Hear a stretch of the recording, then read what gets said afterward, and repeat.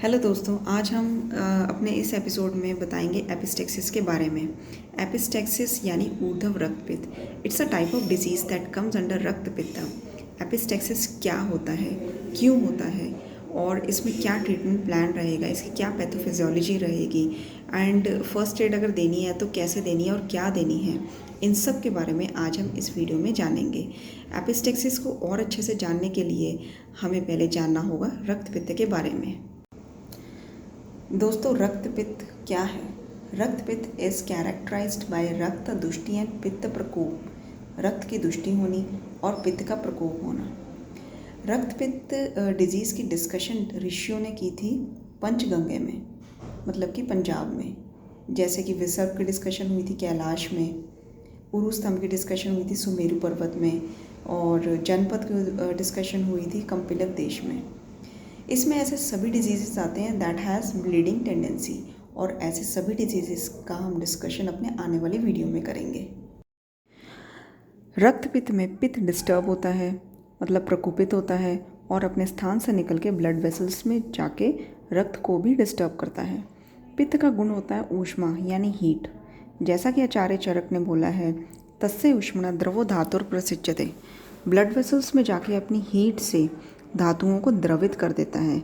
Means due to the heat of pitta the liquid portion of other tissues like muscles and fat oozes out of their respective tissues and get mixed in the blood vessels through capillaries।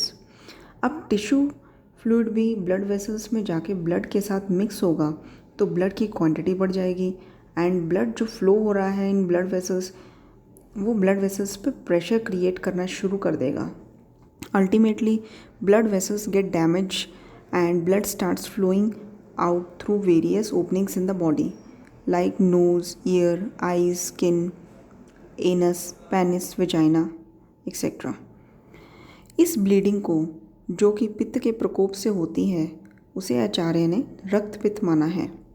इसके types में देखें तो ऊर्ध्व रक्त पित्त which includes nasal bleeding, oral bleeding, year bleeding, I bleeding, ये सब इसमें आते हैं। इसमें कफ और पित्त दोष इन्वॉल्व होता है। अधोग रक्त पित्त ब्लीडिंग पर रेक्टम, ब्लीडिंग पर वजाइना, ब्लीडिंग फॉर पेनिस, इसे आचार्य ने याप्य माना है। एंड ऊर्ध्व रक्त पित्त को साध्य माना है। एंड उभय रक्त पित्त इट इंक्लूड्स ऑल थ्री दोषस वाता, पित्ता एंड कफा, और इसे आचार्य ने असाध्य माना है। इस वीडियो में हम डिस्कस करेंगे ऊर्ध्व रक्त पित्त के बारे में। ऊर्ध्व रक्त पित्त में भी एपिस्टेक्सिस के बारे में हम डिस्कस करेंगे। Friends, epistaxis is the commonest emergency affecting 60% of the general population, with 6% of them requiring medical attention. The nose comprises of a large network of blood vessels. These blood vessels are situated closer to the surface of anterior and posterior part of nose. ये बहुत ही delicate होती हैं। 90% of nasal bleeding occurs from blood vessels located in the anterior surface. Bleeding from the artery in the back part of the nose is called post nasal bleeding। अब इसका treatment plan क्या होगा? यहाँ हम शमन चिकित्सा की बात करेंगे। दोस्तों, जब आपके पास कोई एपिस्टेक्सिस का पेशेंट आपकी क्लिनिक में आता है तो सबसे पहले याद रखिए आपको उसको फर्स्ट एड ट्रीटमेंट देना है। उसकी नेज़ल ब्लीडिंग स्टॉप करनी है। उसमें आपके 3 स्टेप्स रहेंगे। सबसे फर्स्ट वन है apply immediately ice pack over the nose and cheek of the patient. Second is ask the patient to lean forward and breathe through mouth. Leaning forward से क्या होगा? पेशेंट का जो ब्लड है वो नोज़ के through बाहर आएगा, ना कि उसके थ्रोट में जाएगा। And the third thing is pinch the nose of the patient with your thumb and index finger at least for 10 to 15 minutes। इससे क्या होगा कि जो नेज़ल सेप्टम पे कुछ ब्लीडिंग पॉइंट्स होते हैं उस पर प्रेशर आएगा and it will stop bleeding from knows. इसके बाद आप पेशेंट को, जब आपको लगे कि पेशेंट का ब्लड फ्लो होना कम हुआ है, तो आप पेशेंट को ब्लड रुकने के बाद नेज़ल ड्रॉप्स देंगे। Nasal drops as describe by Acharya Charaka स्तंभन नस से दूर्वा स्वरस के आपको 2 to 3 drops in both nostrils में डालने हैं 4 to 6 आवर्ली। हर 4 से 6 घंटे बाद। दोस्तों, हमें ये तो पता है कि एपिस्टेक्सिस में दूर्वा स्वरस हम देते हैं, ऑलमोस्ट सबको पता होगा। बट हम दूर्वा स्वरस क्यों देते हैं?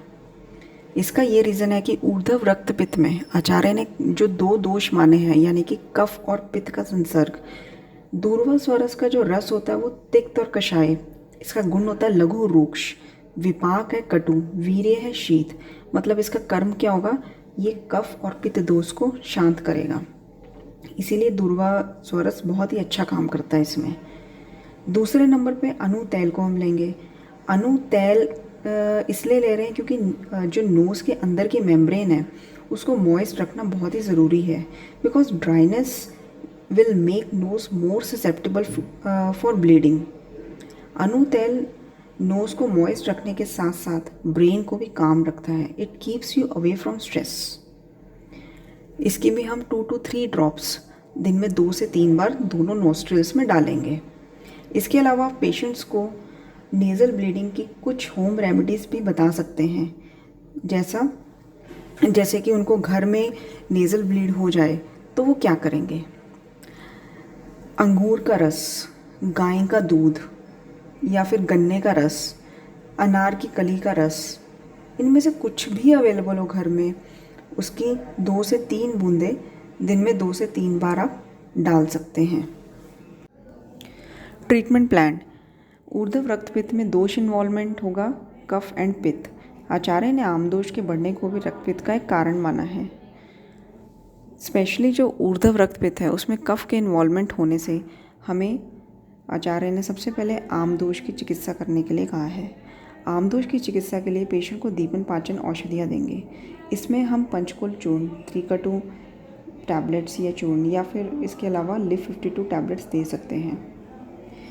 दोस्तों, कफ पित्त शामक ऐसे 4 औषधियाँ हैं, सिंगल हर्ब्स, जो कफ और पित्त का शमन भी करेंगी and it will stop nasal bleed also. ये 4 आती हैं आंवला, Anantmool, लोद्र and coral, red coral मतलब प्रवाल पिष्टी। आंवला पित्त का शमन करता है। It controls inflammation and oxidative damage of tissue. दूसरा है अनंतमूल, शीत वीर्य मधुर रस, पित्त शामक औषधि। It act as vasoconstrictor that stops capillary blood flow. लोद्र, रस कषाय, गुण लघु, वीर्य शीत, कफ पित्त शामक। रेड कोरल, प्रवाल पिष्टी, पित्त शामक, यूज्ड इन ब्लीडिंग डिसऑर्डर्स। ये चारों औषधियाँ एपिस्टेक्सिस में या फिर कहीं से भी जब ब्लीडिंग हो रही हो तो उसमें बहुत ही अच्छा काम करती हैं। और ये चारों हर्ब्स आपको मिलेंगे टैबलेट स्टेप्लॉन ऑफ हिमालय। ये बहुत ही अच्छा काम करती है। टैबलेट स्टेप्लॉन आप दिन में 2 से 3 बार 2 टैबलेट्स दे सकते हैं, 2 सुबह 2 शाम को, या फिर 2 सुबह 2 दोपहर को या 2 शाम को।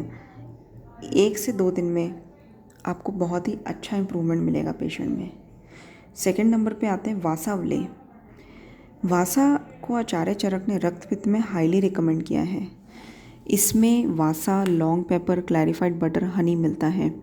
पेशेंट को ये ज़रूर दीजिए। उदम सिरप, इसमें आपको मिलेगी मुलेठी, शतावरी, गिलोय। इसके 2 चम्मच दिन में 3 बार दे सकते हैं टू स्टॉप ब्लीडिंग। वासा के पंचांग का क्वाथ भी पेशेंट को बना के दे सकते हैं। इसके अलावा उशीर आसव, अडूशक आदि क्वाथ, लोद आसव भी दे सकते हैं। Gulkand can also be given for daily use because ये रोज़ पेटल से बनता है and rose petals they are pitta shamak. Manjistha plus कामधुदा रस, इसका कॉम्बिनेशन भी हम पेशेंट को बना के दे सकते हैं। मंजिष्ठा 1/4 पार्ट एंड कामधुदा रस 1/8 पार्ट। क्योंकि मंजिष्ठा का जो गुण है वो रूक्ष है, वीर्य उष्ण, रस है तिक्त, कषाय मधुर। इसका कर्म है कफ पित्त शामक and Kamdudha also balances pitta dosha. In chronic nasal bleeds young tender banana leaves can also be given. इसको हम कैसे दे सकते हैं? लीव्स का हम 2 ग्राम पेस्ट बना के उसमें 20 ग्राम मतलब 4 चम्मच शुगर क्रिस्टल्स डाल के एंड 1/4 वाटर डाल के एक सोल्यूशन बना के पेशेंट को दे सकते हैं।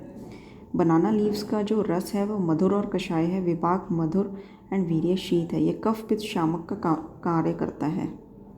And also it's compulsory to ask patient, जैसे कि मैंने बताया था कि history taking is very compulsory for good treatment. Patient को आप पूछेंगे कि aspirin, blood thinners, warfarin, Clopivas अगर ले रहा है तो उसे टेम्परली स्टॉप कर दें जब तक कि उसकी नेज़ल ब्लीडिंग की प्रॉब्लम ठीक ना हो जाए। दोस्तों, यूट्यूब चैनल स्टार्ट करने का हमारा एक ही मकसद है, and that is successful treatment plan. आप पेशेंट को सक्सेसफुल ट्रीटमेंट देंगे, उसके लिए एक अच्छा ट्रीटमेंट प्लान करेंगे जिससे पेशेंट ठीक होगा, आपकी रेपो पेशेंट के सामने बहुत अच्छी बनेगी और फ्यूचर में भी पेशेंट अपने और अपनी फैमिली के लिए आपसे ही ट्रीटमेंट लेना पसंद करेगा। इसके लिए आपको किसी भी डिसऑर्डर, डिसीज़, व्याधि को अच्छे से समझना पड़ेगा, उसमें कौन सा दोष इन्वॉल्वमेंट होता है, ऐसी कौन सी हर्ब्स हैं, कौन सी मेडिसिन्स हैं आयुर्वेदिक जो उस दोष का शमन करती हैं, वो डिज़ीज़ कितना कॉमन है, कंट्री में उसके एनुअली कितने केसेस आते हैं, ये सब बताने का मकसद हमारे इन वीडियोस में होता है। इसके नेक्स्ट पार्ट में हम आपको बताएंगे एपिस्टैक्सिस का diet plan. Thank you for listening. Take care. Thank you.